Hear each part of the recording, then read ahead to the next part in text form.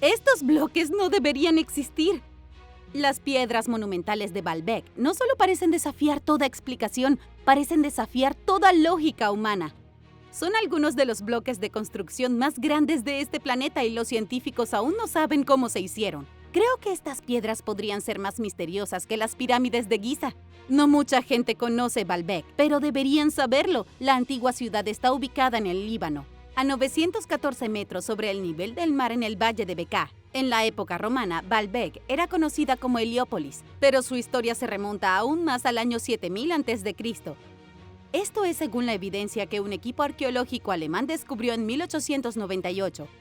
Quiero hablar de las piedras, pero primero necesitas saber sobre el homónimo de la ciudad, Baal. Es un nombre que podría infundir terror en tu corazón y por una muy buena razón.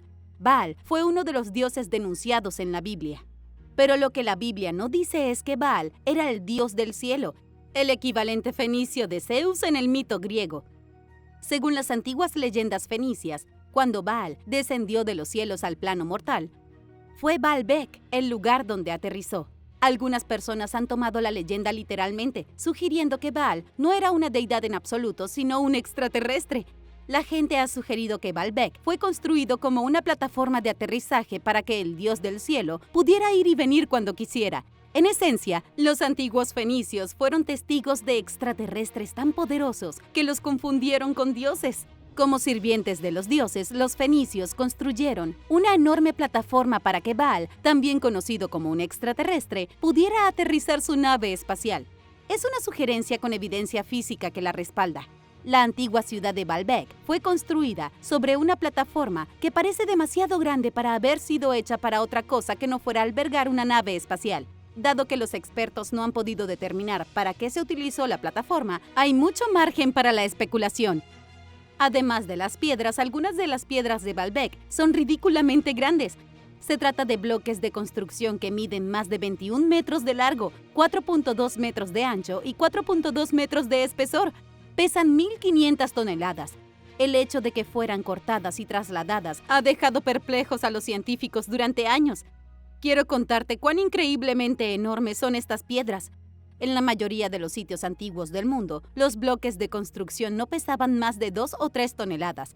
Incluso los romanos, con su tecnología avanzada, solían cortar piedras de 3 toneladas al construir monumentos. Y eso sigue siendo pesado. Intenta mover un bloque de 3 toneladas, con algunas cuerdas y músculos romanos de bronce sudorosos. Es más difícil de lo que piensas. Sin embargo, las piedras de Baalbek son 500 veces más pesadas. Este misterio se vuelve cada vez más confuso cuanto más se busca. Uno de los grandes problemas que han tenido los historiadores al investigar Baalbek es que su enorme plataforma no se menciona en ningún texto griego o romano, aunque es el único lugar conocido donde se ha construido algo tan monumental. No consta nada de ello en los documentos históricos. Los romanos y los griegos escribieron todo, y sin embargo decidieron ignorar la plataforma de Baalbek. Me parece un poco sospechoso. Baalbek también ha sido el hogar de muchas civilizaciones a lo largo de los años. Antes de ser una ciudad de culto a Baal, los egipcios la utilizaban como centro de culto para adorar al dios Ra. Los arqueólogos bíblicos incluso han conectado la antigua ciudad de Baalbek con la ciudad de Balgad. En el libro de Josué se menciona que Balgad se encuentra en el valle del Líbano, debajo del monte Hermón. El libro dice que Josué tomó toda la tierra, incluida Balgad, capturó a todos sus reyes, los hirió y los mató. La estela de los sueños, misterio en la esfinge. ¿Sabías que hay una enorme tablilla de piedra entre las patas delanteras de la gran esfinge de Egipto?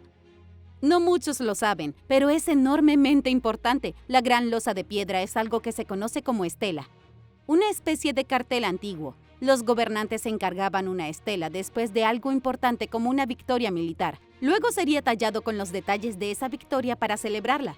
Pero las estelas pueden servir para cualquier cosa, desde una proclamación real hasta la conmemoración del fallecimiento de una reina.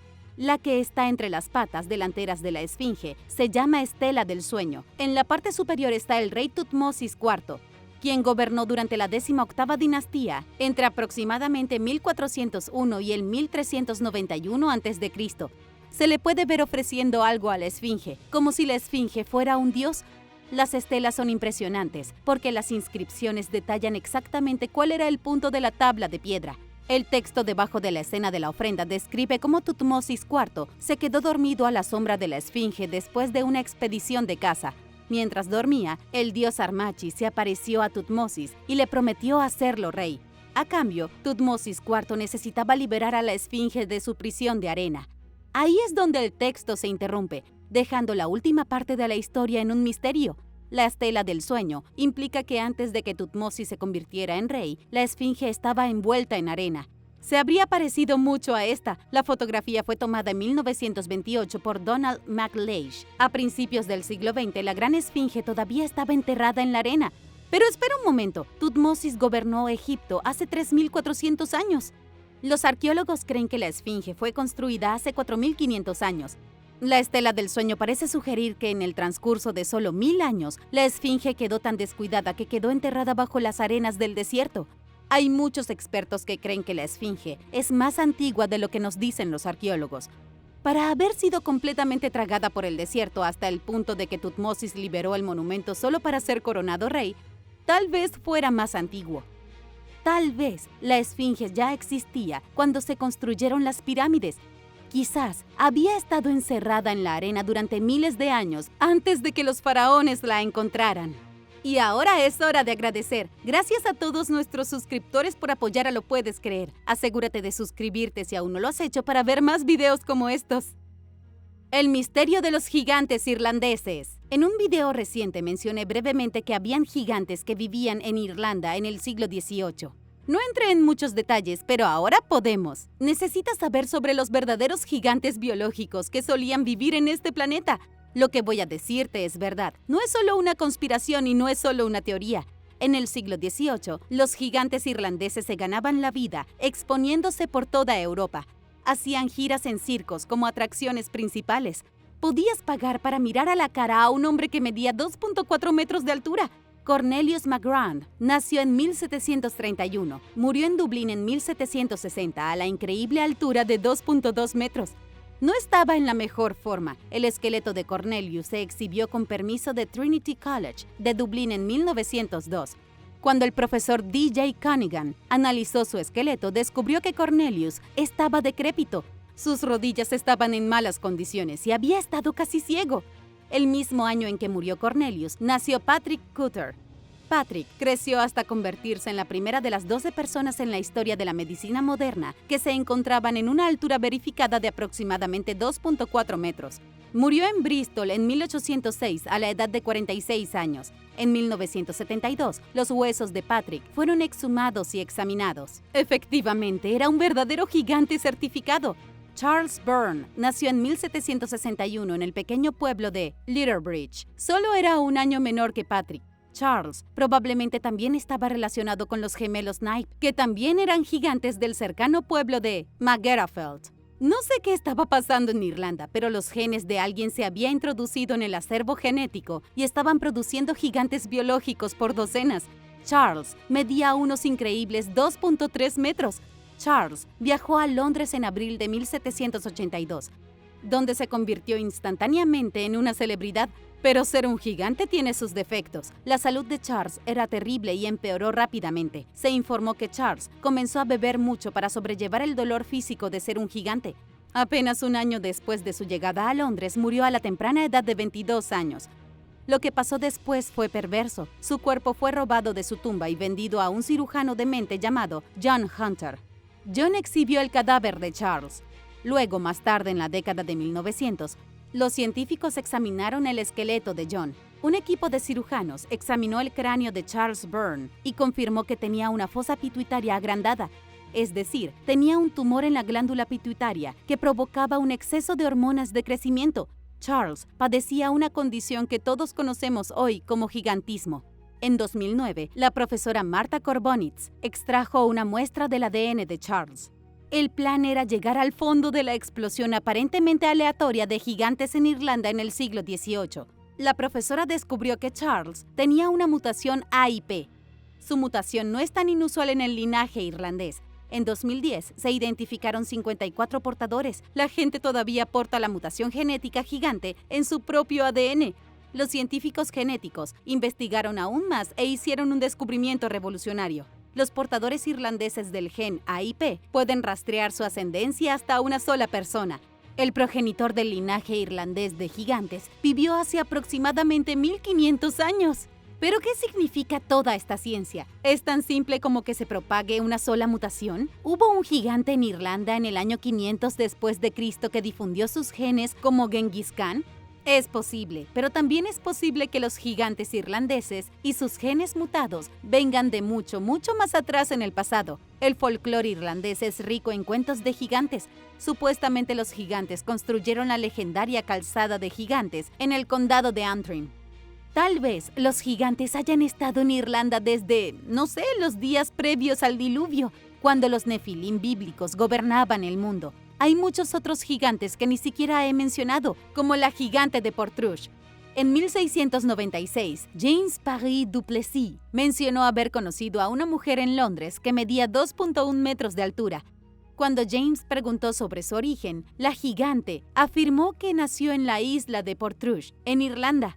En 1684, el rey Carlos II recibió la visita de Edmund Malone, otro gigante irlandés que medía 3 metros de altura. Podría seguir así durante demasiado tiempo. Patrick Murphy, Hugh Murphy, James Kirkland, James MacDonald, todos estos eran gigantes irlandeses que se habrían visto perfectamente como en casa en la foto navideña familiar de Goliath.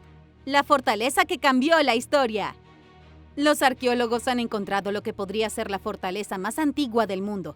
La fortaleza data de hace 8000 años. Está situada en medio de la nada en Siberia. Empezaré desde el inicio. En el año 6000 a.C., un grupo de cazadores-recolectores construyó un complejo defensivo cerca del río Amnia. Fue una hazaña impresionante teniendo en cuenta que nadie en el mundo había construido una fortaleza antes. Se han encontrado otras estructuras que son más antiguas, pero nunca una fortaleza. Este descubrimiento desafía las opiniones tradicionales sobre los estilos de vida de los cazadores-recolectores. Si se hubiera construido una fortaleza aquí, también se pudo haber construido una fortaleza en otro lugar. Tal vez los cazadores-recolectores no eran tan nómadas como nos han estado diciendo los antropólogos e historiadores todos estos años. La fortaleza ya no está en muy buenas condiciones, como seguramente podrás imaginar. No queda nada de él excepto los antiguos restos de empaladizas de madera y las depresiones donde una vez estuvieron las cabañas. Sin embargo, los arqueólogos han hecho lo suyo, reconstruyendo cómo era la antigua fortaleza antes de ser destruida. Lo que encontraron es un escalofriante recordatorio de cómo siempre ha funcionado la sociedad humana. El sitio está dividido en 2 secciones. Los arqueólogos identificaron la propia fortaleza, llamada Amnia I, con evidencia de habitación humana en su interior. Había gente viviendo en la fortaleza, que estaba protegida por un perímetro defensivo de estacas de madera. Eran troncos enormes que se afilaban en púas y se clavaban en el suelo. Fuera del anillo de púas se encuentra Amnia II, el sitio secundario. Parece haber sido construido a partir de chozas primitivas. Según Colin Greer, de la Universidad Estatal de Washington, esto es solo una prueba evidente de una estructura jerárquica. Incluso hace 8000 años, la sociedad estaba dividida entre los que tenían y los que no tenían. Estaban los miembros nobles de la sociedad, viviendo bajo la protección de la fortaleza. Luego estaban los siervos, los campesinos que vivían en una aldea de cabañas de chozas, fuera de la protección de los muros con púas. Es una locura que esto haya sucedido hace tanto tiempo, incluso antes de que comenzara la civilización. Colin Greer dijo que el formato arquitectónico habla de la desigualdad social. La fortaleza es una prueba de que la propiedad inmobiliaria y la brecha de riqueza existen desde el principio de los tiempos, o en palabras del propio Colin, desde que nos volvimos humanos. Aparte de esa sombría evidencia, la fortaleza es asombrosa. Los arqueólogos dijeron que fue construido siglos antes que cualquier otro recinto comparable en Europa. Algo estaba sucediendo en Siberia Occidental que impulsó el ingenio humano. La fortaleza ha sido comparada con Göbekli Tepe, en Turquía. ¿Podrían estar vinculados estos 2 lugares antiguos? ¿Podrían la fortaleza siberiana y Göbekli Tepe ser restos de una civilización anterior al diluvio? Lineal A. Los científicos aún no pueden descifrar el antiguo idioma de los minoicos. Han estado intentando hacerlo durante siglos, pero simplemente no pueden resolverlo. Si alguna vez descifran el código, la historia podría cambiar para siempre. La lengua minoica tiene el nombre más aburrido. Simplemente voy a decirlo. El nombre podría mejorarse. Se llama Lineal A y es uno de los lenguajes más antiguos conocidos del mundo. Los minoicos reciben su nombre del mítico rey Minos. Vivieron en la isla griega de Creta durante la Edad del Bronce y se desarrollaron por primera vez a partir de una cultura neolítica primitiva hace unos 5100 años. Pasaron de ser gente bárbara de las cavernas de la Edad de Piedra a construir complejos asentamientos urbanos. Hacia el año 2000 a.C., los minoicos florecían como sociedad sofisticada. Después del año 1450 a.C., comenzaron a mezclar su cultura con la de los micénicos, de la Grecia continental. Esa resultó ser su perdición. Sus culturas se mezclaron y mezclaron hasta que los minoicos se volvieron indistinguibles de los micénicos. Entonces hubo un gran desastre. Alrededor del año 1200 a.C., la civilización de la Edad del Bronce colapsó. La isla de Creta fue diezmada, sus asentamientos costeros abandonados y sus palacios en ruinas. Los científicos no saben qué sucedió, pero lo harían si pudieran leer el lineal A. Hay más de 1400 inscripciones lineales A que no se pueden leer. Toda la historia de la civilización minoica está escrita en tablillas de arcilla, todo desde su creación hasta su destrucción. Pero hasta que los científicos puedan traducir su idioma, los minoicos seguirán siendo un misterio complicado. Es una de las mayores dificultades de los historiadores, sobre todo porque ya han descifrado el lineal B, el idioma utilizado por los micénicos en el continente. Fue traducido con éxito por primera vez en la década de 1950. El lineal A se utilizó en la isla de Creta, el lineal B en el continente. Luego, cuando las dos civilizaciones comenzaron a hibridarse, después del año 1450 a.C., el lineal A fue abandonado por el lineal B. Es casi seguro que existe un vínculo entre los dos idiomas, aunque los científicos aún no lo han descubierto, aunque no es por falta de intentos. Mientras hablamos, científicos de todo el mundo están tratando de encontrarle sentido a los extraños símbolos de las tablillas de arcilla minoica. Y créeme, los símbolos son extraños. Mira esta imagen de la Universidad de Cambridge. Crédito a la doctora Esther Salgarela. Es una tablilla que se encontró en Agia Triada y tiene 19 carteles. Ciertamente se puede ver por qué a los investigadores les resulta tan difícil descifrarlos. Tal vez podrían utilizar una IA. Todos los caminos conducen al mar. Todos los caminos conducen al mar. Al menos es así en la misteriosa isla de Malden. Esta pequeña y aislada isla en el Océano Pacífico guarda un secreto para el que no estoy segura de que el mundo exterior esté preparado. Tiene solo 39 kilómetros cuadrados. Una pequeña isla en la que nadie vive. Las únicas personas que visitan la isla de Malden son los navegantes que hacen escala en su viaje por el Pacífico. Actualmente a nadie se le permite vivir en la isla porque es un lugar de reproducción protegido para decenas de especies de aves. Pero escucha esto, la isla solía estar poblada. Está cubierto de ruinas antiguas que pertenecen a una civilización desconocida. Es desconcertante imaginar que alguien haya vivido alguna vez en la isla de Malden. No se encuentra ni una sola gota de agua dulce. También es muy bajo. No se eleva a más de 10 metros sobre el nivel del mar. Una ola particularmente furiosa podría arrastrarte fuera de la isla. No es un lugar donde sugeriría establecerse para iniciar una civilización. ¿Mencioné que está aislado? La isla de Malden está a 4.000 millas náuticas de América del Sur y a 1.530 millas náuticas de Honolulu. No vas a llegar a la isla en el kayak de tu tienda departamental. Esto es lo que puedo contarte sobre su historia. En 1825, el teniente Charles Robert Malden descubrió la isla a bordo del HMS Blonde. Él y el naturalista de la tripulación lo exploraron y encontraron lo que parecían ser templos en ruinas y monumentos megalíticos. ¡Qué genial sería descubrir una isla desierta y encontrarse con los restos de una sociedad perdida! No puedo pensar en una aventura más emocionante, pero desafortunadamente, los exploradores del siglo XIX estaban principalmente preocupados por las cosas que les permitían ganar dinero. En la década de 1860, una empresa australiana se trasladó a la isla de Malden y comenzó a recolectar el guano que dejaban los murciélagos. Esto continuó durante 70 largos años. Eso es muchísimo guano. Justo antes de que terminara la recolección de guano, en la década de 1930, un equipo de antropólogos del Museo Británico de Honolulu visitó la isla para inspeccionar las ruinas. El antropólogo principal fue Kenneth Emery, a quien se le ocurrió una teoría muy interesante. Kenneth creía que los templos y otras ruinas fueron construidos por una pequeña población polinesia. Kenneth dijo que probablemente encontraron la isla, vivieron allí durante algunas generaciones y luego se mudaron a otro lugar. Esta misteriosa población podría provenir del Tonga o Samoa. Es posible que otros miembros de su grupo hayan seguido migrando hacia el oeste, desembarcando en otras islas como Tahití, las Marquesas y Hawái. Es una teoría sólida, que no es tan difícil de creer. La gente emigró a través del Océano Pacífico y fundaron pequeñas sociedades en las islas que encontraron. Pero no todo es lo que parece. Es posible que haya existido una civilización humana mucho más antigua viviendo en la isla de Malden. El libro negro de la magia. A los brujos islandeses les encantaban los libros de magia negra. De hecho, tenían varios. Este libro negro de hechicería antigua era el Graskina, o Piel Gris. El libro tenía 2 volúmenes.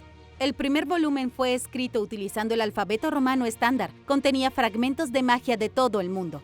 La segunda parte del libro es un poco más misteriosa. Estaba escrito en runas codificadas, imposibles de leer a menos de que ya supieras cómo descifrar el código. Esta segunda sección del libro tenía que protegerse de forma más segura porque contenía verdaderos hechizos de magia negra. Hechizos que presumiblemente podrían causar daños importantes si se utilizan en las manos equivocadas. No existe ninguna copia sobreviviente de este nefasto libro de magia corrupta. Los historiadores ni siquiera saben si fue real o producto de una antigua narración islandesa. ¿Y tú qué opinas? ¿Podría Islandia haber producido brujos oscuros que aprendieron hechizos de libros malditos? Los árboles perdidos en la isla de Pascua. Los científicos no pueden decidirse sobre lo que ocurrió en la isla de Pascua. ¿Fue la deforestación lo que puso fin a la antigua civilización insular? ¿O fue la llegada de los europeos y la venta de los isleños como esclavos? Por otra parte, tal vez fueron abatidos por una plaga de ratas.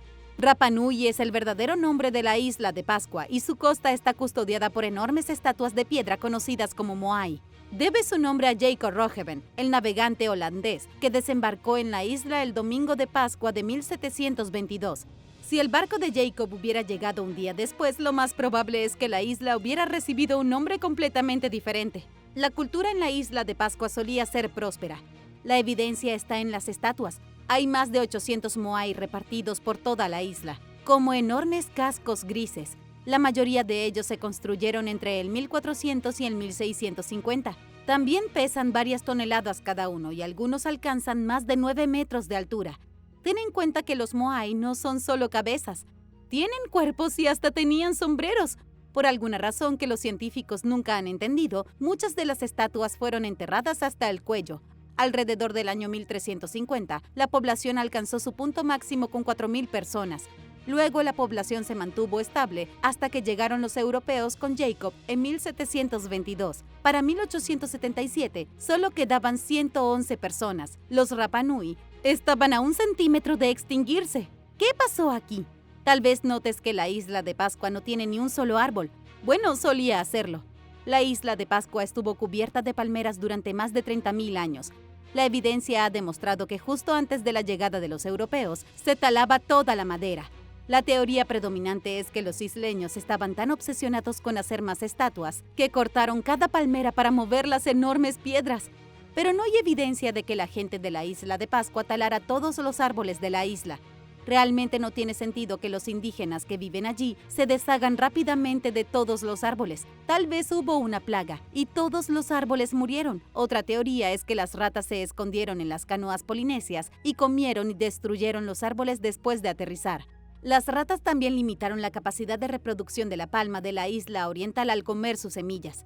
Pero en cualquier caso, la pérdida de todos los árboles parece haber conducido al desastre. ¿Es esta la casa de Jesús? Los arqueólogos creen que pudieron haber encontrado la misma casa donde creció Jesucristo. Sé que puede resultar nostálgico visitar la casa de tu infancia, pero este es el lugar de la infancia del Mesías, el Hijo de Dios. El investigador Ken Dark de la Universidad de Reading es quien está detrás de este nuevo descubrimiento. Afirma que después de más de un siglo de excavaciones arqueológicas en el sitio del convento de Nazaret en Israel, la evidencia apunta en una dirección y solo en una. El convento fue construido sobre las ruinas de la casa de la infancia de Cristo. Ken Dark tiene una gran experiencia que lo respalda.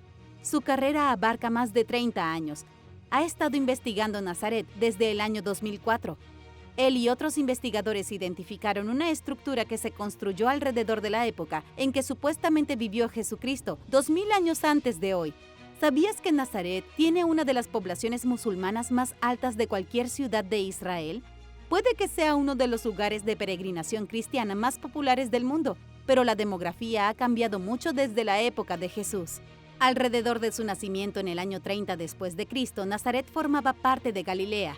Cuando comenzó su ministerio, fue en esta área donde comenzaron a realizar milagros y reunir apóstoles. En 1881, un grupo de monjas francesas llegó a Israel y establecieron el convento de las Hermanas de Nazaret. Construyeron su convento sobre un solar, ya conocido desde el siglo VII. Durante más de 1000 años, la gente de Nazaret había creído que las ruinas eran la casa de María y José, el lugar donde Jesús creció cuando era niño. Las ruinas fueron parcialmente reconstruidas por los cruzados y luego destruidas nuevamente en el siglo XIII. Las excavaciones de Ken Dark han revelado un patio, además de las puertas y ventanas de la casa original, y una antigua tumba en la roca y una iglesia bizantina olvidada. Es poco probable que los arqueólogos encuentren alguna vez una inscripción que diga «Cristo estuvo aquí», por lo que nunca probarán que esa era la casa sin lugar a dudas. Pero, ¿qué piensas? ¿Existen pruebas suficientes para certificar que este era el hogar de la infancia de Jesucristo? Todos los caminos conducen al mar, parte 2. Hay 21 sitios arqueológicos repartidos por la isla de Malden, una cantidad sorprendentemente grande para un lugar tan pequeño. Hay plataformas de templos, tumbas y estructuras residenciales. Kenneth Emery creía que había un máximo de 200 personas en la isla, por lo que habría sido bastante acogedora. Pero entonces, ¿por qué, si había tan poca gente, vieron necesario construir una red de carreteras? Desde el centro de la isla se extiende un complejo sistema de carreteras hechas de enormes losas de basalto. Estos caminos encajan perfectamente, como si se trataran de piezas de un rompecabezas. Es la siguiente parte la que te sorprenderá. Los caminos no conducen a ningún lugar que tenga sentido. Algunos de los caminos comienzan en los templos en decadencia y otros unen los templos, pero la mayoría conducen al océano. Las carreteras cruzan la isla, llegan a la playa y desaparecen bajo las olas. ¿Qué está pasando aquí? También hay extrañas pilas de piedras esparcidas por la isla que parecen pequeñas pirámides de piedra. Y este no es el único lugar del Pacífico donde han descubierto enigmas de este tipo. A 1609 kilómetros al sur, en la isla de Rarotonga, hay una carretera pavimentada que desemboca en el océano. En la isla de Pohnpei, a 5.500 kilómetros de distancia, hay pequeñas pirámides similares conectadas por antiguos caminos pavimentados. El investigador Mitch Williamson sugirió que la cultura responsable de la construcción de las carreteras tiene al menos 50.000 años. Mitch dijo que toda la masa terrestre alguna vez estuvo sobre el agua, sustentando a una enorme civilización. Esto era como la Atlántida con esteroides. Originalmente los caminos no conducían al agua. La idea que planteó Mitch es que las islas del Pacífico alguna vez estuvieron conectadas por un continente entero. Cuando ese continente se hundió, la red de carreteras quedó destruida. Solo quedan fragmentos del continente flotando en el océano como pequeñas islas. Después de que terminó la recolección de guano en la década de 1930, la isla de Malden fue abandonada hasta 1956. Fue entonces cuando el Reino Unido la utilizó para probar la bomba H. Casi volaron la isla en pedazos. Hoy en día es tan remoto y de difícil acceso que casi ningún arqueólogo se molesta en intentar estudiarlo. La isla podría ofrecer pruebas de una civilización humana antediluviana, anterior al diluvio antes de la historia registrada. Pero para encontrar esas pruebas, alguien necesita juntar el dinero y comenzar a buscar en el fondo marino. Palacio en ruinas del Rey Juan. Una de las ruinas más misteriosas de Inglaterra es el palacio en medio del bosque de Sherwood, el legendario lugar de Robin Hood. Las ruinas tienen 800 años de antigüedad y suelen ser el hogar de unas pocas docenas de ovejas pastando en la hierba silvestre. Se llama el Palacio del Rey Juan. Aunque el Rey Juan solo pasó 9 días en el palacio, tampoco es un palacio, sino técnicamente un pabellón de caza. Los historiadores creen que el padre del Rey Juan, Enrique II, fue el hombre responsable de encargar el retiro real.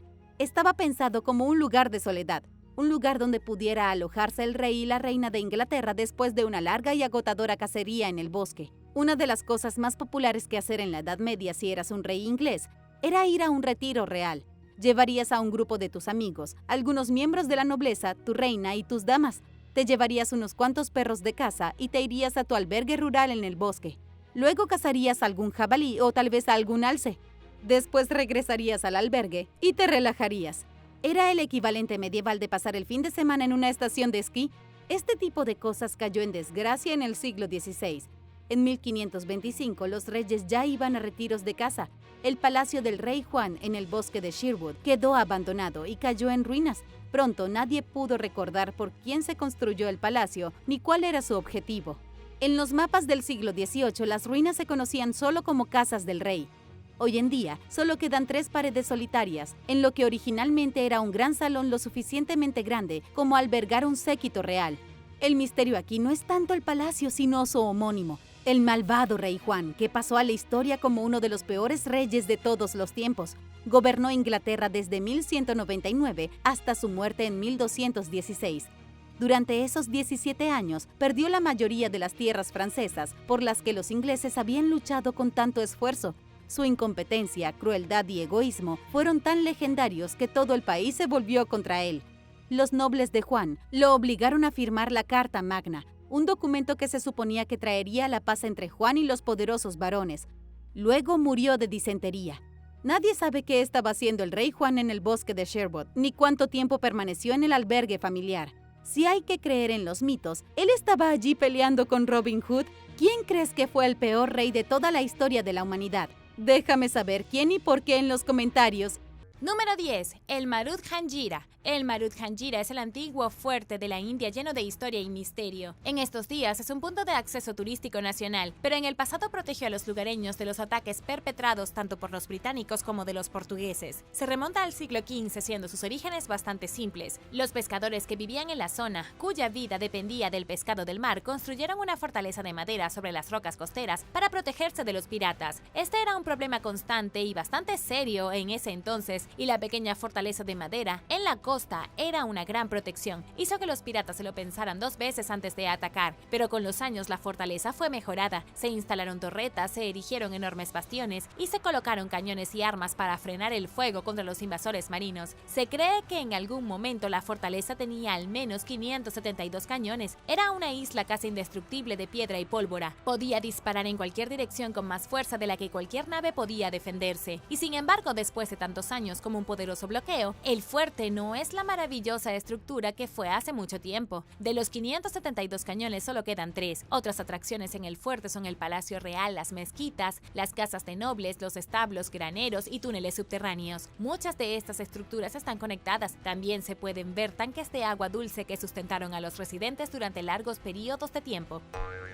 Número 9. Colina de Idangre. La Colina de Idangre es un pequeño pueblo invisible en el estado nigeriano de Ondo, pero con solo mirar las fotos de este lugar nunca pensarías que está en África Occidental. Parece sacado de un sueño con uno de los paisajes más extraños y cautivadores del mundo. Esto se debe a que la ciudad fue construida en medio de una colección de rocas gigantes llamadas Indamre Boulders. Se trata de enormes piedras de un batolito ígneo formado hace más de 500 millones de años. A través del paisaje herboso se elevan como montañas suaves y desaparecen en las nubes. Pero esto es solo paisaje, la historia aquí es igualmente fascinante. Las personas que viven entre las rocas y la niebla y los valles, cubiertos de hierba en la colina, lo hicieron durante miles de años en completo secreto. No fue hasta la década de 1800 cuando fueron contactados por civilizaciones occidentales. Estaban perfectamente intactos, viviendo vidas simplistas en una región remota de África. Estar rodeado de montañas infranqueables los había hecho algo impenetrables a los ataques. Habían vivido en su pueblo en paz y tranquilidad hasta hace unos 200 años cuando fueron invadidos por el mundo moderno. La comunidad yoruba nativa que vive en la colina adoraba a dioses basados en las enormes rocas hasta el siglo XIX, pero ya no adoran a sus ídolos terrenales gracias a los misioneros cristianos que llegaron en 1894, básicamente erradicando todos los sistemas de creencias anteriores. La mayoría de las personas aquí son cristianas ahora, aunque aún conservan algunas de sus tradiciones.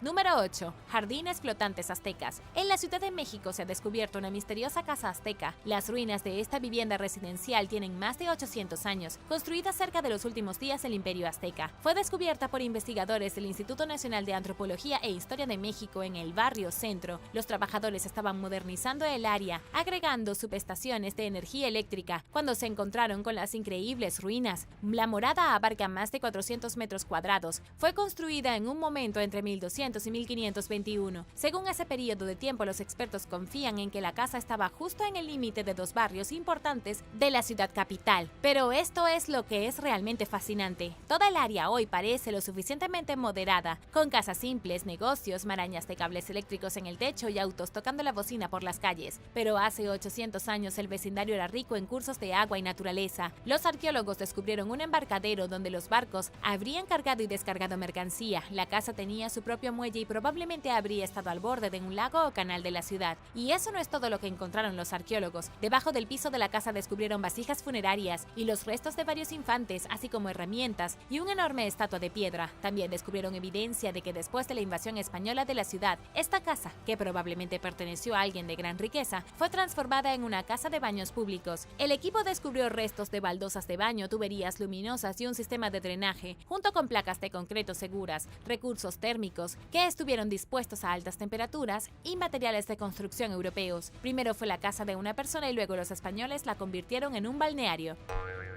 Número 7. Las Hébridas exteriores medievales. Se acaba de descubrir un sitio medieval increíblemente raro en Escocia. En las Hébridas exteriores, los ingenieros hidráulicos estaban excavando un campo para colocar una tubería nueva en la isla de Lewis cuando encontraron algunas ruinas antiguas. Se encontraron con hoyos para postes y restos de piedra de lo que parece haber sido una instalación de manejo de ovejas. Los investigadores también descubrieron más de 140 restos de cerámica, espinas de pescado y otros restos de animales no identificados. Según el arqueólogo Alistair Rees, el sitio probablemente data del siglo XIV. Fue entonces cuando los gobernantes más poderosos del norte de Escocia fueron depuestos. La región de las Hébridas exteriores se estaba reduciendo y la gente se estaba yendo. Luego, en 1493, el tiránico Jacobo IV de Escocia se apoderó de las tierras del gran John MacDonald II. Debido a la agitación que estaba ocurriendo en esta parte de Escocia hace entre 600 y 400 años, no queda mucho de esa época. Casi no hay evidencia física del período medieval en las islas occidentales. Eso es lo que hace que este descubrimiento sea tan raro. En realidad no sabemos qué es este sitio medieval. A juzgar por los huesos de animales y el tamaño, probablemente se trataba de una especie de granja de ovejas, pero nadie tiene idea de quién vivía aquí, si realmente criaron ovejas y por qué fue abandonado. Y ahora el número 6. Pero primero, si eres un suscriptor que regresa, bienvenido de nuevo. Y si eres nuevo por aquí, también asegúrate de suscribirte y hacer clic en la campanilla de notificaciones, así no te perderás los próximos videos.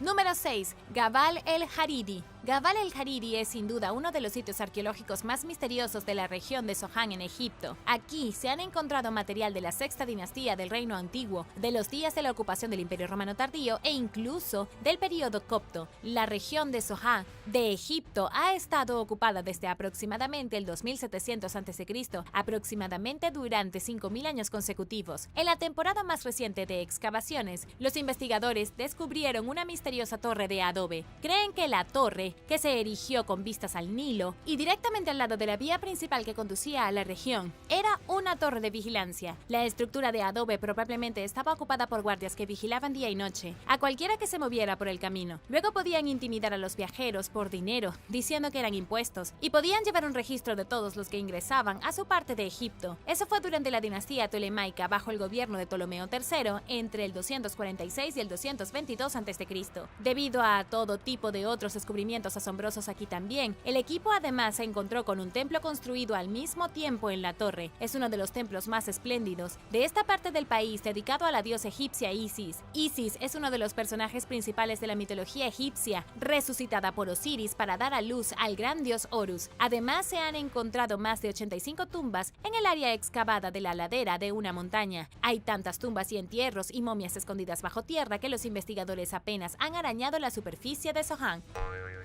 Número 5. Ruinas de Bakoni. Las ruinas de Bakoni de Sudáfrica en las colinas de la provincia de Mpumalanga probablemente formaron parte del asentamiento construido por el pueblo Bakoni del siglo XVI. Eso los haría tener solo unos 500 años. Algunos historiadores creen que las ruinas son mucho más antiguas y algunas teorías radicales afirman que tienen la antigüedad de 250.000 años. Es una gran diferencia de opinión, pero nadie ha podido fechar concretamente las ruinas. Casi nada queda de lo que alguna vez estuvo aquí. Las ruinas no son más que restos de de muros que forman parte del tosco laberinto. Según el profesor Peter Delius de la Universidad de Witwatersrand, el pueblo de Bakoni de Sudáfrica practicaba una agricultura avanzada y tenía conocimientos tecnológicos sofisticados. Alteraron el paisaje para manejar mejor su ganado y mejoraron sus rendimientos agrícolas a través del riego de los pastizales. Los investigadores no saben exactamente cuándo estaban haciendo esto. La teoría de que tienen 250.000 años no es una realista. Significaría que los humanos del Paleolítico estaban construyendo estructuras en esta parte del mundo, cuando en todas partes vivían en cuevas y vivían vidas primitivas. Las ruinas de Bakoni siguen siendo un misterio, ya que no sabemos cuándo se hicieron, para qué sirvieron e incluso si formaron parte de alguna ciudad perdida de Sudáfrica. Los investigadores creen que es posible salvar los sitios antiguos si el gobierno invierte más en la industria de la expansión de turismo. No solo conservará las ruinas, sino que también hará que los residentes que las rodean sean conscientes de su existencia. Proteger y restaurar las ruinas también podría crear perspectivas de turismo e impulsar la economía local. Número 4. Ciudad subterránea. Una excavación arqueológica de Turquía ha revelado lo que los investigadores dicen que podría ser la ciudad subterránea más grande de la Tierra. Una cueva misteriosa fue descubierta en la provincia de Mardin, y dentro de la cueva los investigadores encontraron pasadizos que conducen a lo profundo del subsuelo, un laberinto subterráneo de pozo de agua, silos de alimentos, altares misteriosos y viviendas que datan del siglo II después de Cristo. Ganit Arkan del Museo Local de Mardin, el excavador principal del proyecto, dijo a las fuentes de noticias que la región había estado habitada en soledad durante 1900 años. Él cree que la ciudad subterránea se construyó primero como un escondite, donde los primeros cristianos podían escapar de la persecución. Pero a medida que más y más familias adoptaron el cristianismo, más personas se mudaron a la ciudad subterránea y floreció. Luego, después de varios cientos de años, cuando el cristianismo se generalizó y se expandió, la ciudad siguió siendo utilizada porque ya era muy grande. Lo que los investigadores aún no saben es por qué la ciudad fue abandonada o cómo el mundo la olvidó. Lo que parece es que los túneles estuvieron en uso hasta hace unas pocas décadas, y sin embargo todos olvidaron que estaban allí. Es uno de los más de 200 antiguos asentamientos subterráneos en Turquía, pero con diferencia el más grande. Los investigadores dicen que podría haber albergado hasta 70.000 personas, más que la mayoría de las ciudades comunes de América del Norte, y todo bajo tierra, en lo profundo de la tierra y tan lejos de la luz del sol y del mundo de arriba. Número 3. Templo de Zeus en Egipto. En la mitología griega, Zeus era el dios de los dioses, era el señor del cielo, el rey omnipresente del trueno y el relámpago que vivía en el monte Olimpo y miraba a todos los humanos humildes debajo. Pero lo que la mayoría de la gente no se da cuenta es de la influencia de Zeus, que fue mucho más allá de las fronteras de Grecia, y recientemente se descubrió un templo dedicado a la deidad griega más famosa de la historia en la península del Sinaí en Egipto. El templo misterioso se hizo en honor a Zeus Casios, una versión un tanto única del dios griego. Esta versión de Zeus estaba más estrechamente relacionada con el monte Casius que con el monte Olimpo. Esta montaña, que se encuentra en la frontera de la actual Siria y Turquía, está relacionada con la mítica batalla que tuvo lugar entre Zeus y el gran monstruo Tifón. Zeus ganó la batalla usando un rayo y impidió que Tifón se apoderara del cosmos, y debido a que la montaña, conocida como Jebel Akra, es asediada con frecuencia por tormentas eléctricas, tiene sentido de que los antiguos habitantes de la región consideraran que tenía un vínculo con Zeus. El templo fue identificado por arqueólogos egipcios, pero no fue tarea fácil. Está completamente destruido con sus enormes pilares de granito rosa rotos en pedazos, probablemente por un terremoto. Los investigadores encontraron bloques de granito y fragmentos de una escalera, pero eso es todo. Número 2. El misterioso descubrimiento del Machu Picchu. Casi todo el mundo sabe lo que es el Machu Picchu, o al menos saben cómo se ve y saben que está en Perú, pero incluso si estás familiarizado con esta gran ciudad inca, es posible que no sepas cómo se descubrió realmente, porque hace poco más de 100 años todavía era una ciudad perdida, nunca vista por los humanos modernos. El hombre que descubrió Machu Picchu por primera vez se llamaba Hiram Bingham, un aventurero estadounidense nacido en Hawái en 1875. Sus padres eran misioneros y esperaban que siguiera sus pasos, pero no lo hizo. Después de ir a la Universidad de Yale, en 1984 quedó fascinado con la historia de Latinoamérica. Se casó con Alfreda Mitchell en 1900, la heredera de la fortuna de joyería Tiffany. En 1906 volvió sobre la ruta que tomó Simón Bolívar a través de Venezuela y Colombia en la década de 1820. Exploró las rutas comerciales de América del Sur en 1900, siguiendo un antiguo camino de caravanas desde Buenos Aires hasta Lima, y en 1911 fue en búsqueda de una misteriosa ciudad perdida. El rumor había estado circulando sobre una ciudad perdida durante bastante tiempo. Se decía que era el último refugio del pueblo inca mientras luchaban contra sus conquistadores españoles en la década de 1530. Hiram viajó a Cusco, viajó a pie a través del calor sofocante de la jungla y luego terminó en lo alto de las montañas de los Andes. Y fue entonces cuando encontró a Machu Picchu. Pasó días escalando montañas hasta que se encontró con una pequeña choza ocupada por una familia de campesinos. Se sorprendieron al ver a los extranjeros y acordaron mostrarle a Hiram las ruinas de las montañas. Y así entonces fue que encontró la mampostería inca del Machu Picchu, cubierta de árboles y cubierta de enredaderas y casi completamente cubierta de musgo y llena de matorrales de bambú. Machu Picchu que ves hoy en realidad fue limpiado y despejado. Cuando se encontró en 1911, nadie sabía lo que era, no tenía nombre y estaba cubierto de un espeso bosque nuboso. Número 1. La Gran Pirámide de Cholula. La Gran Pirámide de Cholula es la pirámide más grande del mundo entero, actualmente enterrada bajo una montaña en México. Con una iglesia española en la cima, ni siquiera sabrías que hay una pirámide simplemente mirando, ya que está cubierta de hierbas y árboles. Lo único que puedes ver es la iglesia en lo alto junto con las antiguas ruinas alrededor de su base. La pirámide fue construida hace más de 2000 años y prácticamente eclipsa la Gran Pirámide de Giza. Sin embargo, el origen de este monumento aún desconcierta a los arqueólogos hasta el día de hoy. Tiene elementos arquitectónicos de la cultura teotihuacana, así como de la civilización del Tajín, pero nadie sabe quién la construyó o por qué fue abandonada. Una teoría es que los aztecas la estaban usando y luego huyeron cuando llegaron los españoles, pero antes de irse enterraron la pirámide con tierra para preservar parte de su cultura. Tal vez sabían que los españoles ya estaban destruyendo cada pieza de patrimonio indígena, por lo que la pirámide se disfrazó para que se conservara si alguna vez pudieran regresar. Gracias por ver el video. ¿Qué tan sorprendido estás de saber que la pirámide más grande del mundo está en México? Déjame saberlo abajo en los comentarios. Y no olvides darle me gusta al video. Asegúrate de suscribirte antes de irte y nos vemos la próxima vez.